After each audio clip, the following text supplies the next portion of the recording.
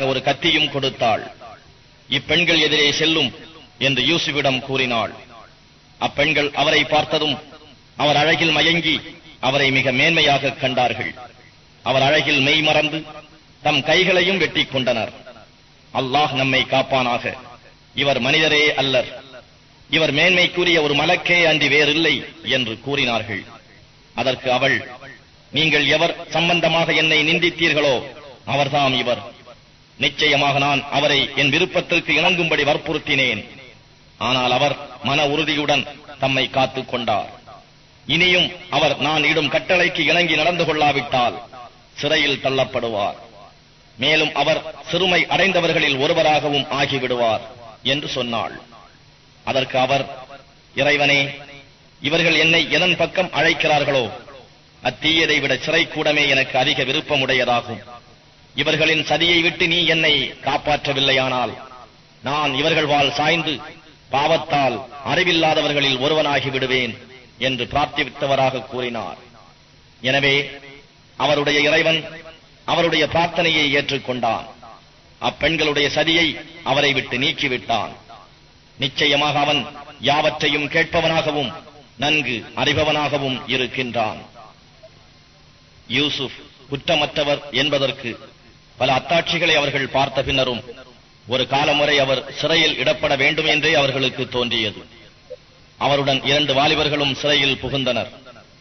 இருவரில் ஒருவன், நான் திராட்சை மது பிழிவதாக நிச்சயமாக ஒரு கனவு கண்டேன் என்று கூறினான்.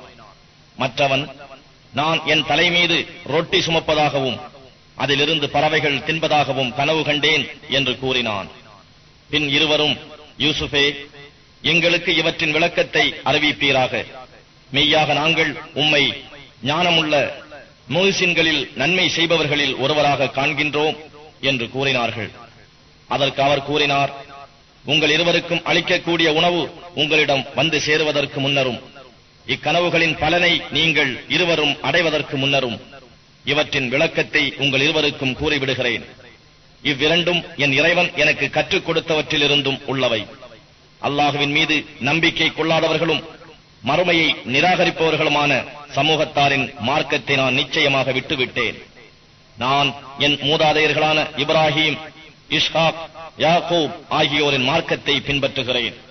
அல்லாஹுவுக்கு எதையும் நாங்கள் இணை வைப்பது எங்களுக்கு தகுமானது அல்ல. இது எங்கள் மீதும் இதர மக்கள் மீதும் அல்லாஹ் புரிந்த அருளாகும். எனினும் மனிதர்களில் பெரும்பாலோர் அல்லாஹுவுக்கு நன்றி செலுத்துவதில்லை. சிறையில் இருக்கும் என்னிரு தோழர்களே, வெவ்வேறான பல தெய்வங்கள் இருப்பது நல்லதா, அல்லது யாவரையும் அடக்கி ஆளுகின்ற ஒருவனான அல்லாஹ்வா? அவனை அன்றி நீங்கள் வணங்கிக் கொண்டிருப்பவை யாவும் நீங்களும் உங்கள் மூதாதையரும் வைத்துக் கொண்ட வெறும் கற்பனை பெயர்களே அன்றி வேறில்லை. அவற்றுக்கு அல்லாஹ் யாதொரு அதிகாரத்தையும் இறக்கி வைக்கவில்லை. அல்லாஹ் ஒருவனுக்கே அன்றி வேறெவருக்கும் அதிகாரம் இல்லை. அவனை அன்றி வேறு எவரையும் நீங்கள் வணங்கக்கூடாது என்று அவன் உங்களுக்கு கட்டளையிட்டிருக்கின்றான். இதுவே நேரான மார்க்கமாகும். ஆனால் மனிதர்களில் பெரும்பாலோர் இதனை அறிந்து கொள்வதில்லை. சிறையில் இருக்கும் என் இரு தோழர்களே, உங்கள் கனவுகளின் பலனாவன. உங்கள் இருவரில் ஒருவர் தம் எஜமானனுக்கு திராட்சை மதுவை புகட்டிக் கொண்டிருப்பார். மற்றவரோ சிலுவையில் அறையப்பட்டு அவர் தலையிலிருந்து பறவைகள் கொத்தி தின்னும். நீங்கள் இருவரும் விளக்கம் கோரிய காரியம், கனவின் பலன் விதிக்கப்பட்டு விட்டது என்று யூசுப் கூறினார். இருவரில் யார் விடுதலை அடைவார் என்று எண்ணினாரோ அவரிடம், என்னை பற்றி எஜமானனிடம் கூறுவீராக என்றும் சொன்னார். ஆனால் சிறையிலிருந்து விடுதலாகிய அவர் தம் எஜமானனிடம் இதை பற்றி கூறுவதிலிருந்து ஷைத்தான் அவரை மறக்கடித்து விட்டான். ஆகவே அவர் சிறை கூடத்தில் பின்னும் சில ஆண்டுகள் இருக்க வேண்டியவரானார். மேலும் தம் பிரதானிகளை அழைத்து எகிப்து நாட்டு அரசர் கூறினார், நான் 7 கொழுத்த பசுக்களை 7 மெலிந்த பசுக்கள் தின்பதையும் 7 பசுமையான கதிர்களையும் வேறு 7 காய்ந்து சாவியாகிவிட்ட கதிர்களையும் திடமாக நான் கனவில் கண்டேன். பிரதானிகளே, நீங்கள் கனவு விளக்கம் கூறக்கூடியவர்களாக இருந்தால் என்னுடைய இக்கனவின் பலனை எனக்கு அறிவியுங்கள் என்று. இவை குழப்பமான கனவுகளேயாகும். எனவே நாங்கள் இக்கனவுகளுக்கு விளக்கம் கூற அறிந்தவர்கள் அல்லர் என்று கூறினார்கள். அவ்விருவரில் சிறையிலிருந்து விடுதலை அடைந்திருந்தவர் நீண்ட காலத்துக்கு பின்னர் யூசுஃபை நினைவு கூர்ந்து, இக்கனவின் விளக்கத்தை நான் உங்களுக்கு அறிவிப்பேன், என்னை யூசுஃபிடம் அனுப்பி வையுங்கள் என்று சொன்னார். சிறையில் யூசுஃபை கண்ட அவர், யூசுஃபே, உண்மையாளரே, 7 கொழுத்த பசுக்களை 7 மெலிந்த பசுக்கள் தின்பதையும், பசுமையான 7 கதிர்களையும் வேறு 7 காய்ந்து சாவியாகிவிட்ட கதிர்களையும் கனவில் கண்டால் அக்கனவுக்கு பலன் என்ன என்பதை எனக்கு அறிவிப்பீராக. மக்கள் அறிந்து கொள்வதற்காக அவர்களிடம் திரும்பி போய் சொல்ல வேண்டி இருக்கிறது என்று கூறினார். நீங்கள் தொடர்ந்து 7 ஆண்டுகளுக்கு நல்லபடியாக விவசாயம் செய்வீர்கள். பிறகு நீங்கள் அறுவடை செய்த விளைச்சலில் நீங்கள் உண்பதற்கு வேண்டிய ஒரு சிறிய அளவை தவிர அதனை அதற்குரிய கதிர்களிலேயே விட்டு வையுங்கள். பின்னும் அதற்கு அப்பால் கடினமான பஞ்சத்தை உடைய வருடங்கள் 7 வரும். நீங்கள் பத்திரப்படுத்தி முன்னமேயே வைத்திருப்பதில் சொற்ப அளவை தவிர மற்றவை அவை அந்த பஞ்ச ஆண்டுகள் தின்றுவிடும். பின்னும் அதற்கு அப்பால் ஓராண்டு வரும். அதில் மக்களுக்கு நல்ல மழை பெய்யும். அதில் விளையும் கனிகளிலிருந்து அவர்கள் பழரசங்கள் பிழிந்து சுகமாக இருப்பார்கள் என்று கூறினார்.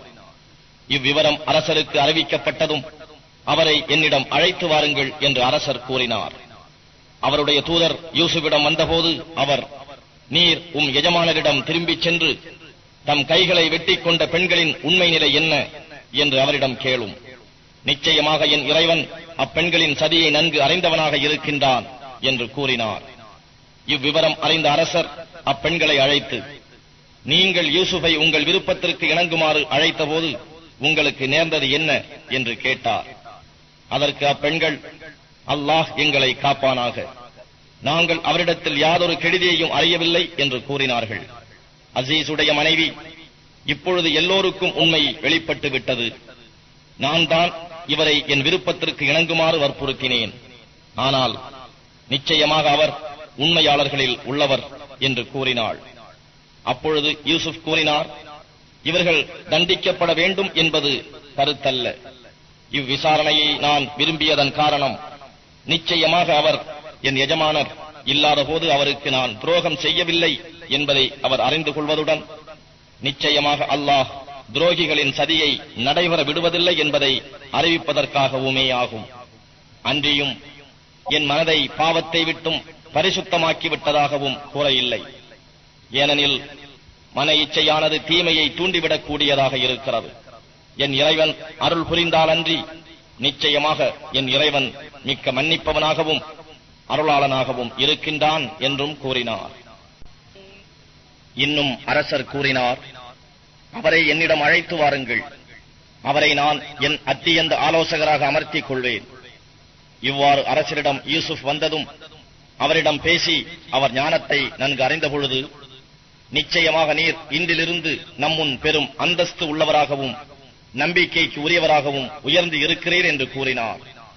யூசுப் கூறினார், இந்த பூமியின் களஞ்சியங்களுக்கு என்னை அதிகாரியாக ஆக்கிவிடுவீராக. நிச்சயமாக நான்